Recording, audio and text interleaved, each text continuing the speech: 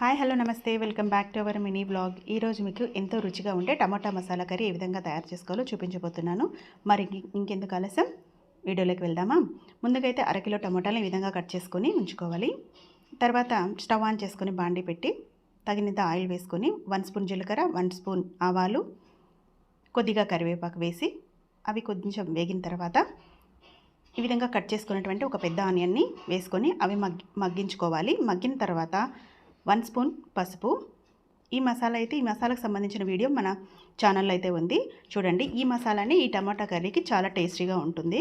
ఆ మసాలా వేసిన తర్వాత 2 స్పూన్స్ కారం వేసుకోవాలి.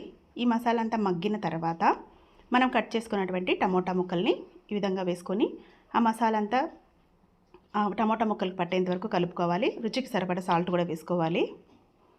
చూసారు కదా, ఈ విధంగా అంతా కలుపుకొని ఒక 2 నిమిషాల పాటు మూత పెట్టుకొని ఉంచుకోవాలి. ఆ తర్వాత చూడండి, ఇక్కడ వాటర్ కూడా వచ్చేసింది కదా, అదంతా మసాలా పట్టుకొని ఇప్పుడు తగినంతగా వాటర్ వేసుకోవాలి. అంటే కర్రీ కొంచెం గ్రేవీగా ఉండాలి కదా, అందుకు కొద్దిగా వాటర్ వేసుకోవాలి. ఈ విధంగా బాగా టమోటా మగ్గిన తర్వాత వేయించుకున్న పల్లీల పౌడర్ని ఒక 4 స్పూన్లు వేసుకొని 4 స్పూన్లు వేసుకున్న తర్వాత ఈ కర్రీ అంతా బాగా కలుపుకోవాలి. చూసారు కదా, ఈ విధంగా